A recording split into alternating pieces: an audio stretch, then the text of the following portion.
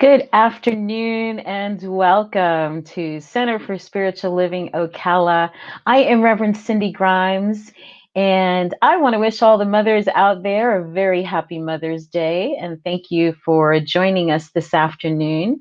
We've got a great program ahead of us, have a couple of wonderful guests, friends of mine that you will get to know through today's broadcast. But I'd like to get us started with our little welcome here. So the Center for Spiritual Living is located, this one, in Ocala, Florida. We are one of over 350 centers for spiritual living that are located all across the globe, mostly in the United States. And these are our values here at this Center for Spiritual Living. It is spiritual growth and practice. We value love, appreciation, community, freedom of expression, creativity, health and wholeness, generosity, and financial well-being. In other words, all of the things that are really important to a life well lived. That's what's kind of important to us. And our mission at Center for Spiritual Living Ocala is to provide spiritual tools for personal and global transformation. Our purpose is to awaken humanity to its spiritual magnificence, and our vision is a world that works for everyone. So, in other words, to kind of encapsulate it, we really believe that people come into this world perfect, whole, and complete just the way they are. We all come with gifts and talents and a reason for being here. And our work at the Center for Spiritual Living is to help people uncover what those things are so that they can live their very best lives. And so today is Mother's Day. Let me pull up Yay, it's Mother's Day. So happy Mother's Day to all the mamas out there. And we're going to just have a conversation today, myself and some friends, about this idea of mother love. We have been talking about Valerie Kaur's book called See No Stranger and the curriculum that has evolved out of that called the Revolutionary Love Project. And we started out with a conversation about wonder. We spoke about wonder for a whole month, talking about wonder about ourselves, wonder of other people, wondering about the people who are our so-called opponents. In the next month, which was last month, we talked about the idea of grief as an act of love. We know that, of course, grieving for the people that we love when they're gone is very obviously an act of love. But the act of opening yourself up to the grief of other people and taking that on is an act of revolutionary love.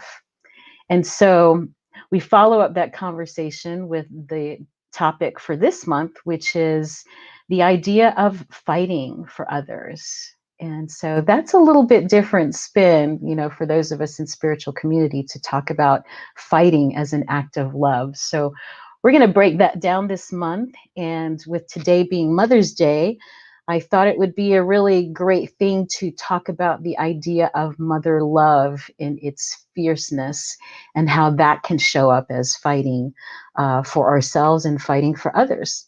And so I have a couple of friends, beautiful, wonderful friends that are joining me today to have this discussion and to honor their moms and to speak about this idea of the Divine Mother. And I'm going to bring them both in so you can meet them.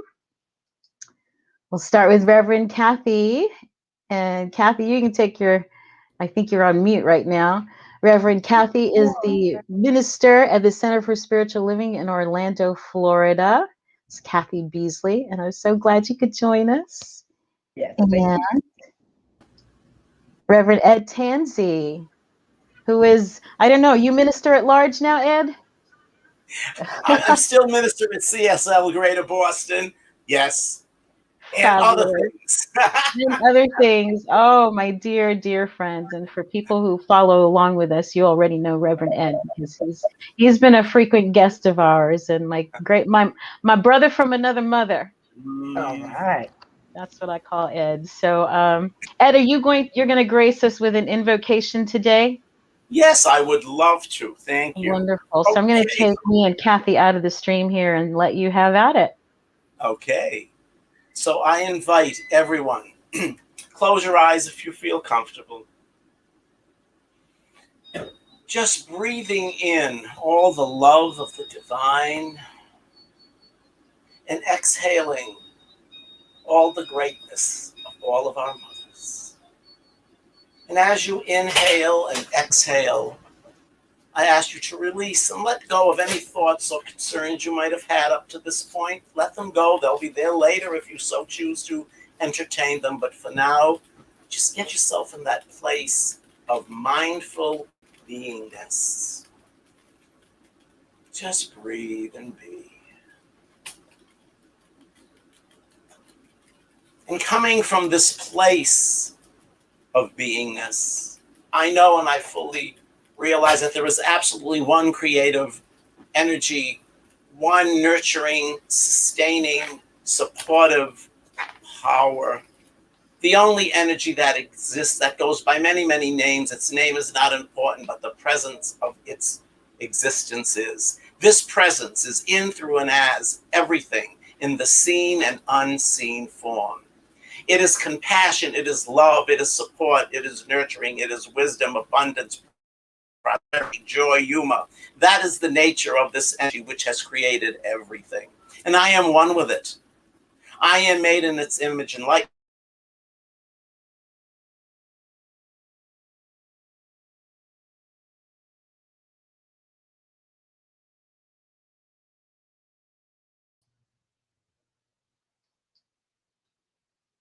Can you hear him, Kathy? Not anymore. Oh my goodness. I don't know what happened. It was such a beautiful prayer and I was really getting into it. Well, we will just know that the sentiment and the love of that prayer is completed, right? That we are all here for divine purpose, and that power and presence he was talking about is showing up right here, right now. And everything that needs to be said is said. Everything that needs to be heard is heard. And that people's lives are touched and made better because we came here together today. So it is. So it is. And so it is. All right. Well, let's see. Let's see if we can bring him back in. There you go, Ed. And so it is. Thank you for finishing up. It's all one mind. All I saw was a black screen, and I'm like just looking at Rev G and saying, like, come over here, come over here. Thank you, Rev Cindy. You got to be ready. It's like live TV, Yes. right? We're live internet. It's yeah, we can't edit this anyway. Well, I think we can, right? Yeah, Richard and our tech guy in the background is saying I'm going to take all this out, so no worries. Oh my goodness. Well, thank you both for being here. And I know you both had other places to be today, that you already did your gigs this morning, so I really appreciate you joining us for this afternoon and having this conversation about mother love. Yes, indeed. The mama love. So I thought we would just kind of have a conversation about the mother figures in our lives, and what we all learned from them and what other people might learn from those conversations. And yeah, so that's it. Just kind of casual. I like it like that. Like awesome.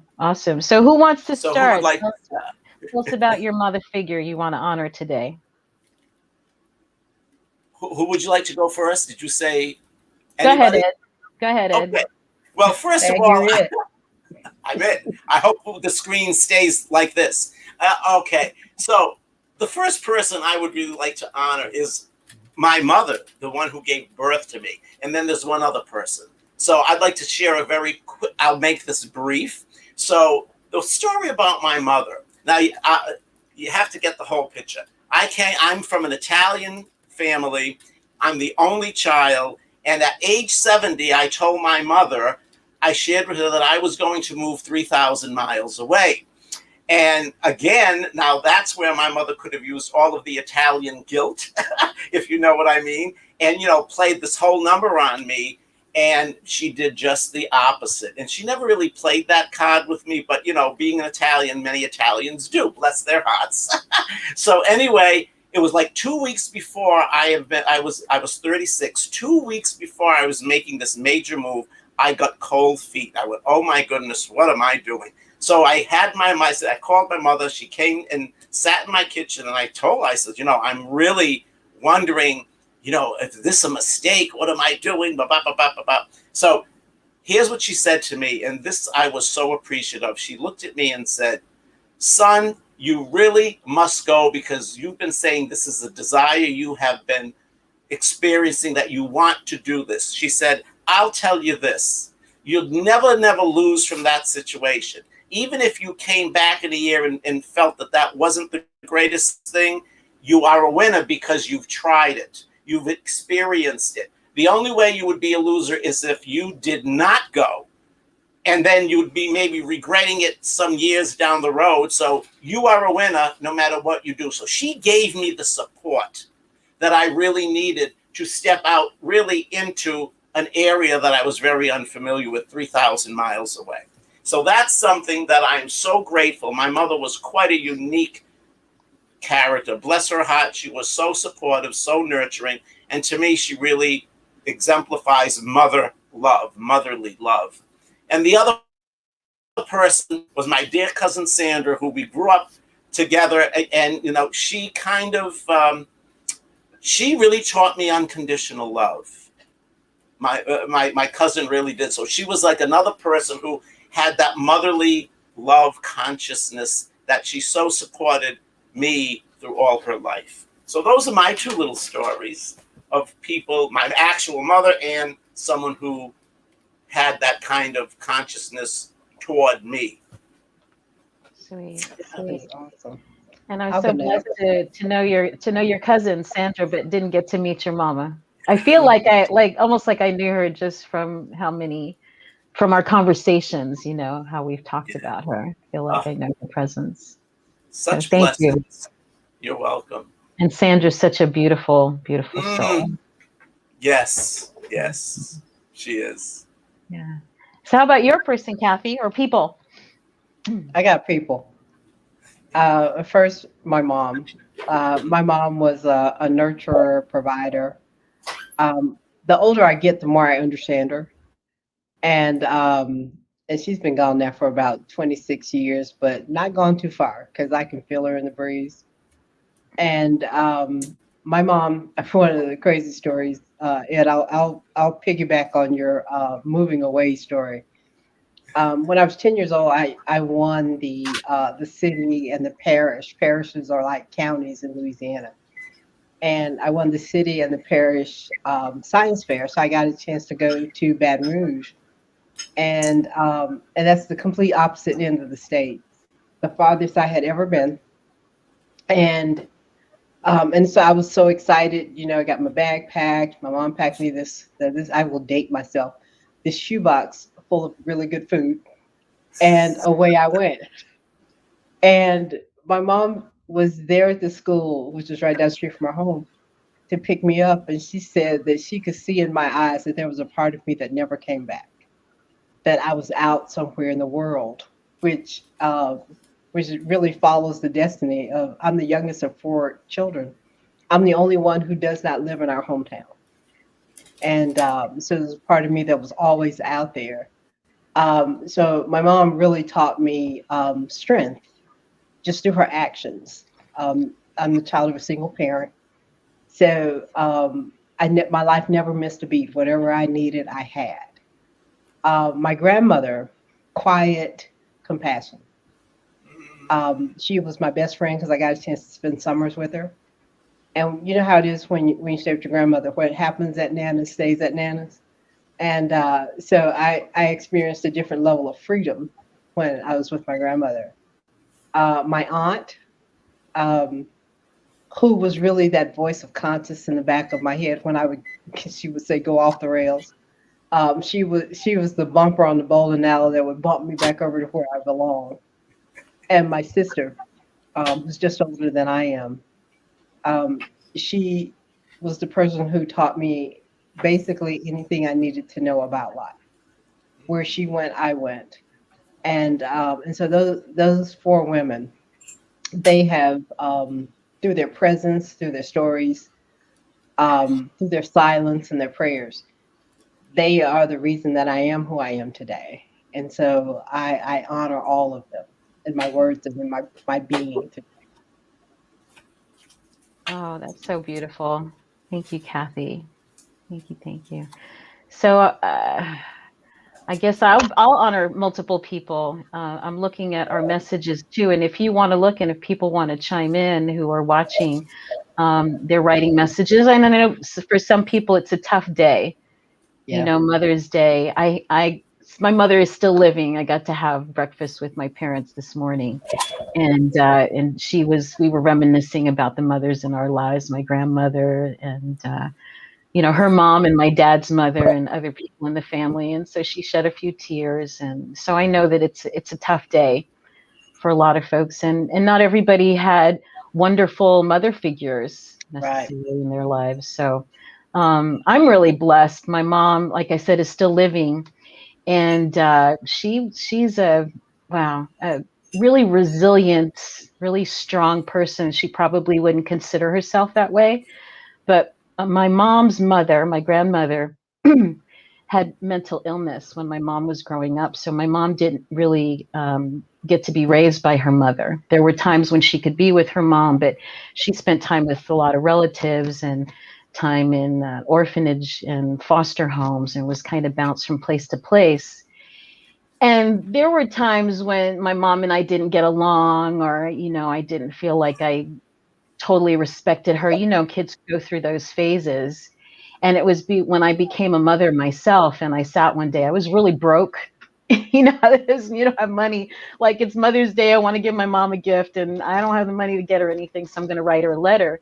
And I started writing, and I realized that I learned how to be a mother watching my mom, right? My mom had to learn how to be a mother on her own, from all these other people, because she didn't have that mother figure. And so that switched everything in my perspective about my mother. It was like, after that, just she could do no wrong, There was nothing anymore to forgive. There was none of that stuff. So, yeah. So that's my mom. And then I'll just let the tears go, because sometimes they do, thinking about that. Let's see. Yes. So looking at the, folks writing on the side, Erin was saying it's a tough day for her. It's the second Mother's Day without her mom. Yeah. And not being able to be a mother herself, right? And then Mary Ellen saying not all mothers have the ability to be loving to their children. So certainly my family has that. And my grandmother loved me unconditionally. She came to live with us, my grandmother did, when I was a little kid, because she couldn't be on her own. So she went from hospitals and, staying with different relatives to being in our home. And that was one of the people I can say in my life that I could do no wrong. It didn't matter how bratty I was, whatever was going on, I was the apple of her eye and could do no wrong. And then the other person was my dad's mother, who gave birth to 15 children, and whose family was like her everything. She remembered everybody's birthday. She would have these big dinners in her house and have everybody over. Like, we have these huge parties, and it was nobody but family. So that was my dad's mom. So let's see. Yeah. So that was my story. So as I said, we just be kind of casual here. What would you say, and if you want to throw out any questions too, just roll with it. But what were the best lessons maybe that you learned from these mother figures in your life? And maybe we'll keep going round robin if you want to do it like that. Okay. The lessons that I learned from the two people that I mentioned was unconditional love, and also, my mother instilled in saying that, you're only a loser if you don't try what you really want to do. So it gave me that strength. And I must say, after hearing you share, both you and Reverend Kathy sharing, I have to add three other women to this. My mother had well, she had 15 kids like you, Cindy, 15 children in her family. But there was, I knew three of her other sisters. And I always said my aunts were like mothers to me, because I'm telling you that they were so much alike, and how these four women, my mother and her three sisters, supported all the nieces and nephews like they were their own children. And that unconditional supporting love and positiveness, we were all so blessed. So I had to mention that, or I'd feel very, remiss by not. But lessons that are taught to us, I think, through our years. This is what I have seen and what I am feeling. I realize more and more what a blessing these people who have been so important in my life in relation to making me who I am today. Also, so that's my 2 cents. Yeah. Yeah. I love that, and thank you for adding to the tribe. I think the lessons that my mom had all these sayings, and I think probably because I feel like my life was an extended remix of the Terrible Twos. So I had those points in my life too where my mom and I didn't get along, and so she always had to have the last word in every significant conversation. So we could go back and forth until I figured out the power of the conversation was she was going to have the last word. So if I just stopped talking, it could be over. And for one of the things she said to me often, she said, "You could stop and listen to me now, or you could hear me later." And I just really didn't understand that, because I was like, okay, the iambic pentameter of that does not work. It doesn't rhyme. I don't know what I'm supposed to do with that. And until as an adult, there would be situations that I find myself in life, and I could hear my mom so clearly. And I'm like, oh, snap. This is what she's talking about. That I could listen to her then and make different choices.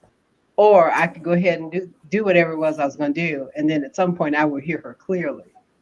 The other one that her and my grandmother would say is, when you always do what you always did, you always get what you always got. And that taught me to keep your knees loose and be flexible, and be willing to change. And so that has helped me in my work in the world, and in my work as a minister, to beg the question of, hey, if we like what we got, why are we talking about changing it? And if we want to do something more, we have to shift and change in order to do that, or we have to find a level of satisfaction with what always was. And so those lessons really kind of stick with me. And then sometimes it was just easy, shut up and listen, because I was a talker. So I had an opinion about stuff I couldn't spell. So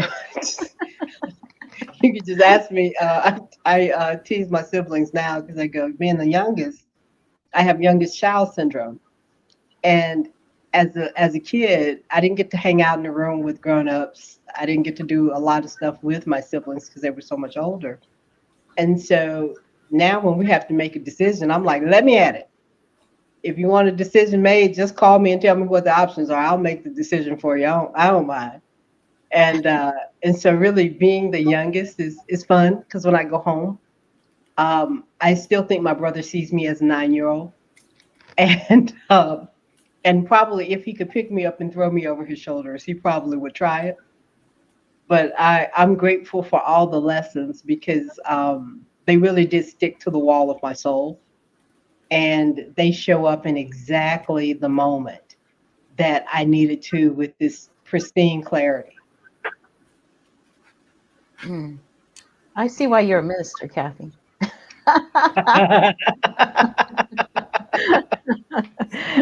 You got all the tools you needed. It's funny that I'm an oldest child. So we got the oldest, we got the youngest, and we have an only child on this call this afternoon. See, the stories we could tell. From all different angles. Yeah. I have to say, what was that? Go ahead, Ed. what's something that popped into my mind about another story that I've always tried to figure what that meant, but hearing or what the talk was today, the topic of mother love. Here's one other story I must share with you to show how a mother's love can get through anything. And it was this. My mother, as she progressed in her journey, she ended up with Alzheimer's, and she was pretty deep into this. I mean, she always remembered me. She forgot my name once, but so when I was marrying Rev G, the week before the wedding, we went back to Rhode Island. We were having one of our weddings, and he was to meet my mother for the first time. Now, again, my mother was quite forgetful, and she was in that state of dementia and etc. So when we went to visit her, and I told her that we were getting married. Now, my mother instantly came out of that consciousness that she was in and mothered us and said about, working with each other and loving each other and supporting each other. And here's a woman who it was her love, I guess, that got her out of the dementia state where she became like that mother influence again. And that to me was very significant, how strong, when I look at it, that love of a mother is. I just had to share that. I thought that I never kind of really looked at it that way, but yeah, for whatever that's worth. Yeah, beautiful. Yeah, that's beautiful. And mother love can do a lot, Mother love can, and we can direct it, in different ways. So I feel like I got from my mother's compassion. Right. So, my mom knew she was not going to have a bunch of kids. And my dad, coming from a family with two of them died young. So 13 kids, though, in the family. He was like, wow. Nah, 2 and we're done. If you want some more kids, you're going to have them with somebody else. But anyway, they stayed together. They're still together now, 58 years, 59 years, something like that. And but what they ended up doing was bringing in foster kids. So because of the experience that my mother had growing up, going in, having to be in different homes, my parents opened their home to foster children. And then we ended up adopting 2 of those kids. So that was, that was a lesson that I learned from my mother, from my parents, of that compassion and, what we do for other people. Like here was 2 people that, almost didn't have enough for their own family, and yet they were opening their home for kids in need. So that was just a great blessing. And the love in that household, when I went to visit your parents, I mean, the times that I've met them and seen them and was in their home, I mean, talk about love. It was just so wonderful to experience that, from your parents, Cindy. They're fabulous. It was a great experiance. Yeah, thank you. Thank you. We had it's a mixed bag, like every other family, right? Definitely a mixed bag, but got a lot of good stuff there, and even for the stuff that wasn't great, it still helped make me who I am, right? I think that's true for all of us. Oh, yeah. It's all in the mix. Yep. Yeah, it's all in the mix. It is. And when we look at parenting, is something that I've always, say their stories. What comes in my mind, and I share it if I can with people, is that every parent does the best they can at the time of the situation as they can do. And I think if we can look at even humanity in that way, everyone does the best they can with what they have to work with at the time. And that always helps me when I look at either, mothers, fathers, or even any part of humanity, because we're all one, we're made and came of the same creation. We are all creations of the Creator, and everyone does the best they can. Yes, exactly. I love that. I think I realized that when I was about 16 or 17, and my aunt came up to buy me out of some situation I talked myself into with my mom. And as we sat out on the front porch, she leaned over shoulder to shoulder, and she said, here's the lesson, kid. you only get one mom. And then those words struck my soul. You only get one mom, and she's it. So do what you got to do. And that I think that conversation changed the course of my relationship with my mom, where she became a valued commodity in my life, and not just the fuss and pain in the butt that wouldn't let me do this or wouldn't let me do that. And really the things I wanted to do, I had no idea how dangerous they were. But she was just trying to save my life. So it really is kind of neat how things turn, because every day wasn't sunshine and rainbows. But I got one mom, and everybody else, I grew up in the era where everybody was your mother. If you got a whooping, you got one all the way down the street. Everybody got a hold of you, and everybody had permission to be that stern parent in the moment. And so many people who played a role in getting me here. Otherwise, because if I was left to my own steam, there is no telling where I would be today. So I'm grateful for all of that love that came firing at me, whether I liked it or not. I'm just grateful. And sometimes love shows up in ways that doesn't feel like love, right? Yeah. I had a couple little quotes. I thought some of these were fun. Here's a couple of fun ones about mothers here, about mamas. Some days I amaze myself. Other days I look for my phone while I'm talking on it. And you're a mom when you understand why Mama Bear's porridge was cold. Here's a couple about the power of mother. Motherhood is the exquisite inconvenience of being another person's everything. Wow. I love that. Right? The exquisite inconvenience of being another person's everything. And love as powerful as your mother's leaves its own mark. To have been loved so deeply will give us some form of protection forever. Yeah, love that. And I have one more. Now, this was an interesting, I want to see what you all think about this, just in having looked at your own mothers and how your own mothers move through the world. That motherhood is a choice you make every day to put someone else's happiness and well-being ahead of your own, to teach the hard lessons, to do the right thing even when you're not sure what the right thing is, and to forgive yourself over and over again for doing everything wrong. Didn't feel particularly inspiring, but here was the thing that I thought when I read that there are a lot of moms out there that feel like they're doing it wrong. Right? Including myself, so many things that I felt like I did wrong, but just the idea that we're all doing the best we can, and there's no perfection when it comes to parenting. Yeah, I think you're on to something there, because being a mother, from my map of the world, I don't have children, but having been one,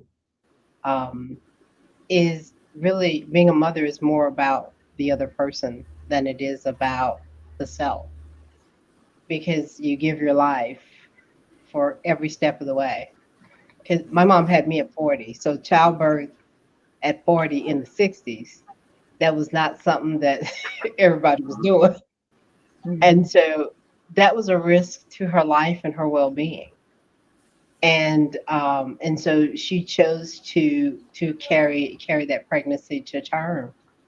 But your life, it's almost like you give up pieces of yourself to pick up the pieces and hold them up for the person that you're parenting. And I never thought about that till I read that quote, that to teach the hard lessons, it's impossible to teach what you have not had a chance to learn. And so that is really, that just really kind of touched me as I read that, because I can remember the moments of uncertainty, but she did it anyway. Yeah, you do the best you can, Yes. Like I said, that aha moment I had about my mother, like, wow, how the heck did she learn how to do it? You know, there was no pattern. There was nobody ahead of her telling her to do it this way or that way. She did the best she could. Oh yeah. And here I am, and wouldn't be otherwise. Wouldn't be who I am. Wouldn't be who I am without all of those experiences.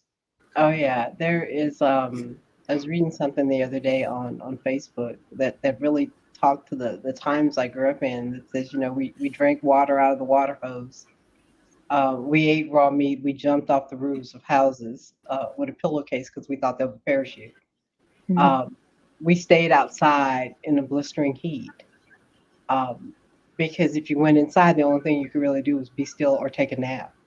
So we stayed outside in the heat because if you went in the house and opened that refrigerator one too many times, because my mom was like, "Do you think it's magic?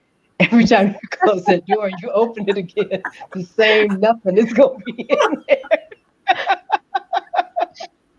So yeah, it really is kind of neat. Because of my mom, I really read a lot because it became an escape. But when I thought about my sister and I were laughing at this the other day. We grew up in a time where one of the things I really wanted was a set of encyclopedias. Well, my mom bought them one at a time because that was how you bought them when you couldn't afford the whole set. And I mean, I like memorized every volume. I just walked through the house with the book in my hand. I'm like, "Did you know?" And my sister was like, "I'll be so glad when you get another book because if you tell me one more thing about apples and astronauts, when is the B volume coming?" But that was a sacrifice she made so that I didn't have to walk a mile and a half to the library or take the bus downtown to the library. I wanted my own set of encyclopedias, not even knowing that that was a possibility. But she bought them one at a time, and I love those books to death. When it was time, I didn't. Did you all know that encyclopedias are outdated? Yes. Information changes. I found that out the hard way because they were like, "Okay, we're gonna get some more," and I was like, "But no!" I thought I had the Holy Grail or something. The books. The books. The book. Yes, my parents are moving out of their home, and so those encyclopedias, I think there's 2 sets of them from the 70s that like mom and dad know. It's old information now. We got Google in our hands. Yes, yeah. Being a retired elementary school teacher and middle school teacher, I have to throw this in. What I would do with my students, I would teach acrostic poetry. Do you know what that is? Anyone know what that is? No. Okay, you do. Okay, so what it is, let's say, if I was to use my mother's name, you would write each letter, vertically. So what I did when I knew the thing was on mother, how can I really connect my mother's essence to what I'm feeling? So here's what I want to share this with you. I wrote this thinking of my mother with the word mother love. So M for mortar, mortar being the glue that holds it all together. So mortar, O for optimistic, T for true, H for honorable, E for energizing, R for reliable. So for love, I got loving, L, O outstanding, V virtuous, and E encouraging. And that really sums up my mother to quite a degree. So I invite everyone to really, if you have a little time during the week, write down either their name and an adjective or even a short phrase that goes along that reminds you of your mother or anyone with mother love. To me, it's a cute little exercise to do, but it deepens your mindfulness of them. Just sharing. That's sweet, Ed. Yes. And I think even, for those of us who didn't have the best mother figures, right? Because some people didn't, for some people there's a lot of pain and drama around that. But to know that you can embody those ideals, whatever that is, right? If you didn't get the mothering that you wanted when you were that child, that maybe it's up to you now to do that for yourself, and know that you can do it for yourself. Right? Yeah. We don't have to do without. I like that. Yeah. Yes. Yeah. So we're about at time. Anything y'all want to say? I know it's so fast, always, right? We're getting the signal there that we're at time. So, anything would you like to say in closing? I think for me, the idea of mother love, much to assign itself to the statement you just made, is that mother love is a part of who all of us are. And at any point in time in our existence, we have the ability and the power to tap into that.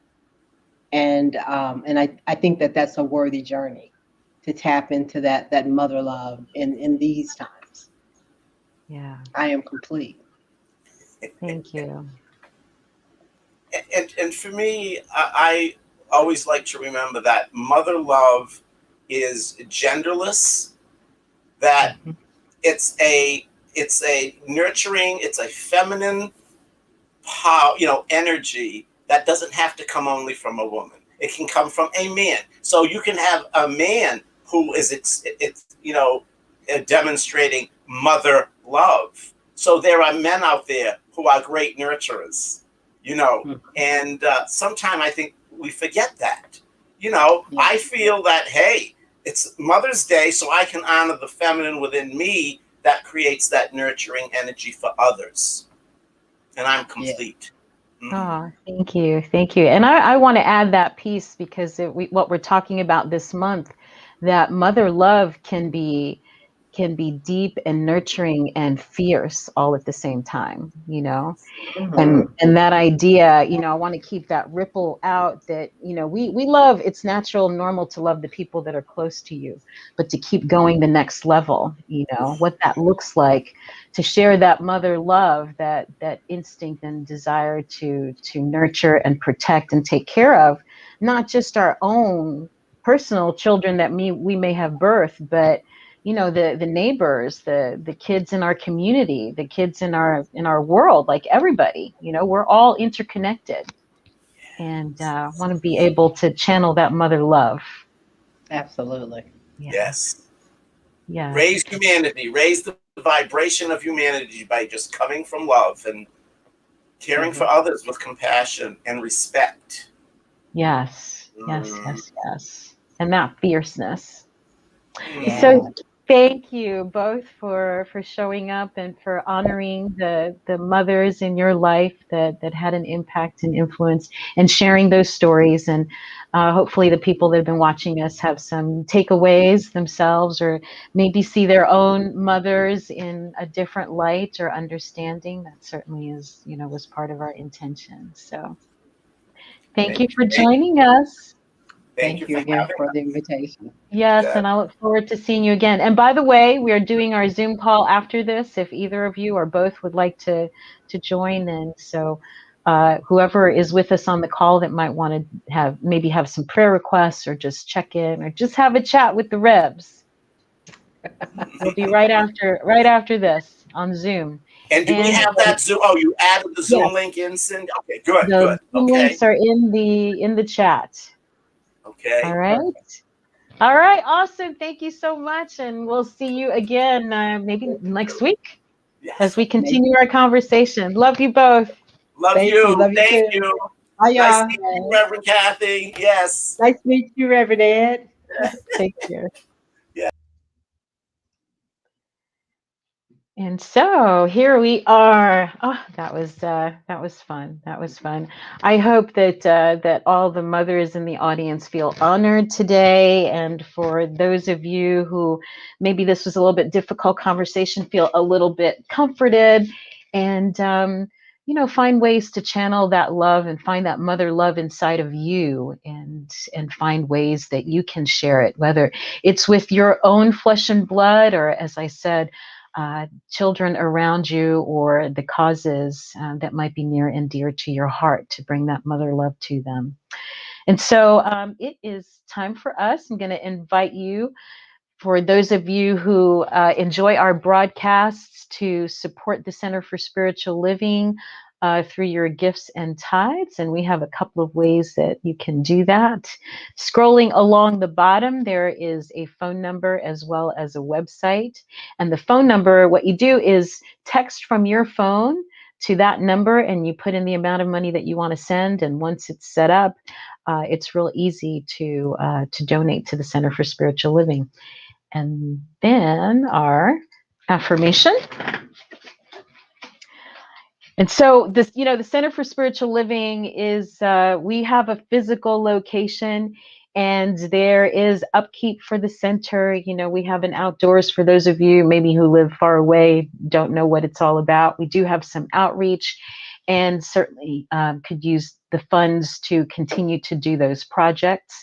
So any money that you donate to the center is greatly appreciated and does go to a great cause.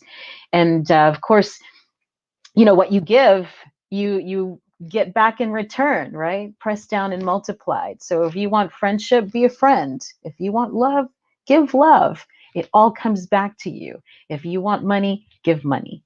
And we're ready to receive it. So here is our affirmation. It is the nature of life to give of itself. As it is the tree's nature to bear fruit and the flower's nature to bloom, it is my nature to share the gifts of my time, talent, and treasure. I participate in the divine flow of life, giving generously and receiving abundantly. I am blessed and I am a blessing. I am grateful. And I know that each one of you is a blessing, and I thank all of you who give to the Center for Spiritual Living. Let's switch that out there and go to our closing prayer. Let me see if there's any other comments. Again, if you'd like to join us afterward on Zoom, we'd love to have you and take your prayer requests and just check in and get to know the Revs. And I think that is it. We do have a cleanup day coming up. We'll have a slide next. Actually, it's next weekend. Today is the 9th. So we have a cleanup day coming May 15th. That is for anybody who is in the Ocala area who would like to help us out.